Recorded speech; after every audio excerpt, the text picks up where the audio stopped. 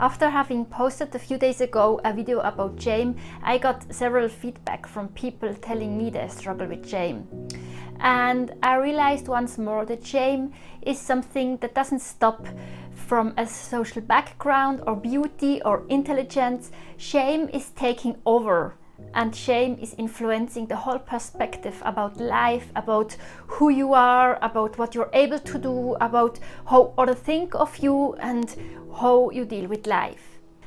And lately I had a friend which read a book, which I read as well, and she was saying like, wow, Jane, I never thought that the feelings I have are not just me, but it's a pattern of shame I have in my life.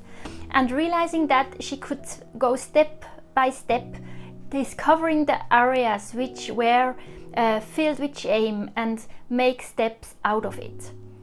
And I read that book as well, and today I want to show you what she was reading, what helped her to realize the areas she had still that shame. And this book is called Tired to Measure Up by Jeff VanVoderen.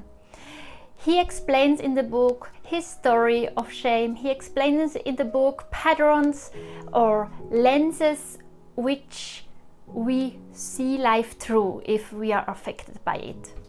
In this article, I will let you see into 5 of those 15 points he mentions, and I will link down this video the book which I'm talking about. It's all found in the 2nd chapter of the book, so if you're interested, go have a look. It's very interesting read. And let's now see the 15 points. I will read through them and then I will go into detail with 5 of them, and the next video I will cover the other 10. Okay, let's see. You use a lot of negative self-talk. You don't allow yourself to make mistakes or admit them. You are over-responsible. You don't trust your radar. You set up inappropriate boundaries. You act like a victim.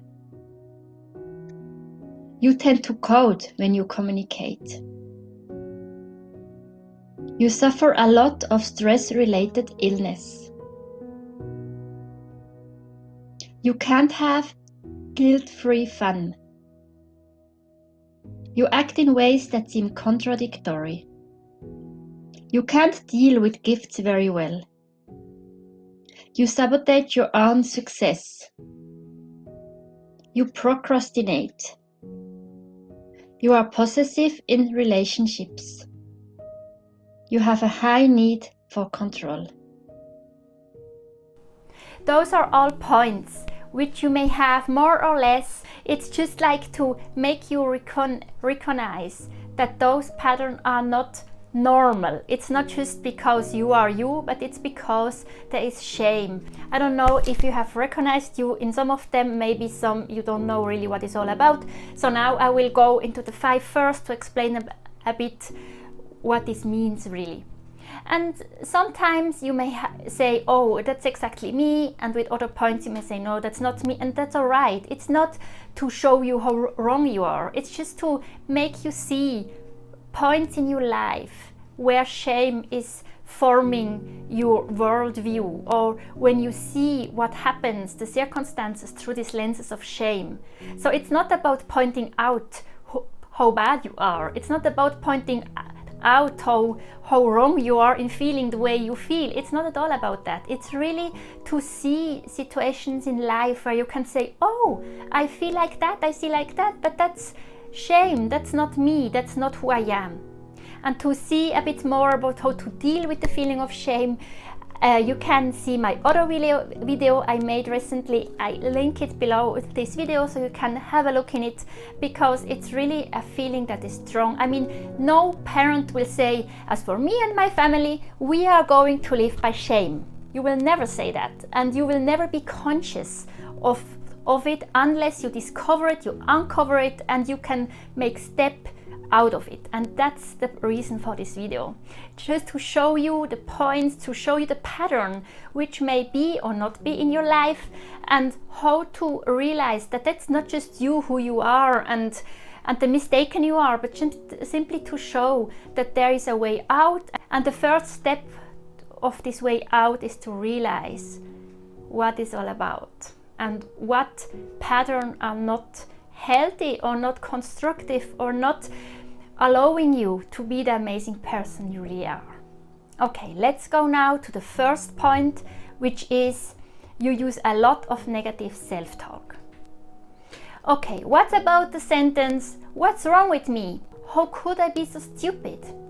Who I am to believe that this person could be my friend? It's all my fault. It doesn't matter what I feel. I'm such a failure. I will never be able to. No one cares how I feel. No one really knows me, and if they would know me, they would declare me not lovable." That is self-talk, and I mean, everyone has challenges, everyone is critical sometimes of themselves, or may say, "Oh, I didn't do that well," but it's just a pattern in every situation. "Oh, it's all my fault, I'm so stupid," and just to pronounce all these words over and over again of their own life. It shows how you see yourself and how hard you are with yourself. Second point, you don't allow yourself to make mistakes or allow them. It's just like if you make a mistake, you feel like I am that mistake, and that makes it so hard to say sorry, because it's not just, "Oh, I made a mistake, I'm sorry," but it's just like, "Oh no, again I proved to myself how bad I am. Again I proved to myself the failure I am. Oh, I'm so bad," and it goes on and on and on, and every mistake helps to put shame on you, put shame on your life, and to say, "Well, that's just how I am. I am no one, I'm a failure, I'm not capable, no one will love me if they know me really." That's just a feeling that comes, and that is why you may not be able to say, "Oh, I made a mistake, I'm sorry," and to go on to grow, to mature. In the book they say, therefore mistake must be denied, explained, justified, minimized, rationalized, or blamed on someone else. Simply because this feeling is, I am bad, so I can't say I'm sorry, so it has to be someone else in order that I don't feel so bad about myself. Number 3, you are over responsible. If there is a problem, you must have caused it, even if you don't really know how, or if there is a crisis, you must bring the solution. It's your job to make everyone happy, to make sure that no one is disappointed and that everything goes smoothly. 4, you don't trust your radar. You are not sure if you can trust your perception in mainly everything. You have learned to not speak up because who you are anyway to think and feel, or you are wrong anyway, the other know better than you do. So that's kind of the feeling which comes up. And if you see or feel something, if you perceive something, you have a real struggle to stand up, to speak up, or even to put into words what you feel and what you see and what you perceive in a situation. And it's a good time now to learn to put it in words, or to write it down, or to speak with a close friend, to try to express what you feel, what you think, what you perceive, to have feedback in a situation, and really to grow in that. It will help you to come out of shame in this area as well. Then number 5, you set inappropriate boundaries. This is a really hard one, and I think it's very important to grow in that one, because people who have shame, they usually grow up with the belief that they just have to do what the others are telling them to do, that they are not supposed to put any boundary because they are there to make others happy. And relationships are challenging because they require a healthy capacity to set boundaries and to let the healthy people who do you good in, and to keep the bad people out, who harm you and who constantly walk over your boundaries.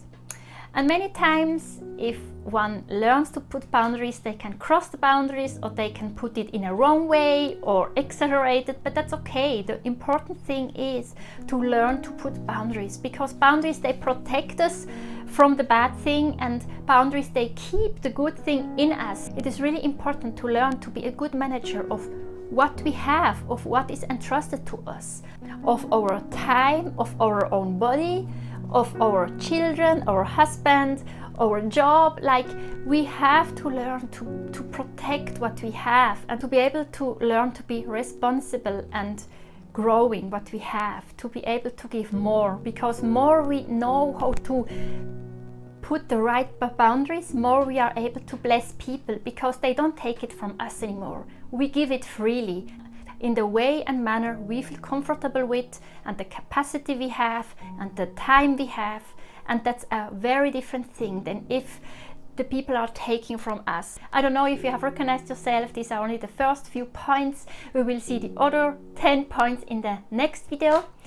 But if you have recognized yourself, and maybe you are challenged with what you hear, and you see, the more you dig into this subject, the more you will realize how shame has influenced you in some areas of your life. And as I said in the beginning, it doesn't stop in front of a social class, or beauty, or intelligence, or success. It really sneaks in and takes you and presents itself as truth. But the good thing is that we have the Bible, who tells us what the truth is. And the truth is, God is good, you are precious, important, you have a future and a hope, and He will bring you into that you can enjoy your life. It will not be easy, because life is not easy, but life is worth living, and life is passionate if you can enter into the process of getting rid of everything holding you back, to enter into that freedom, to enjoy who you are, who God is, and the others around you who go with you this way into this freedom.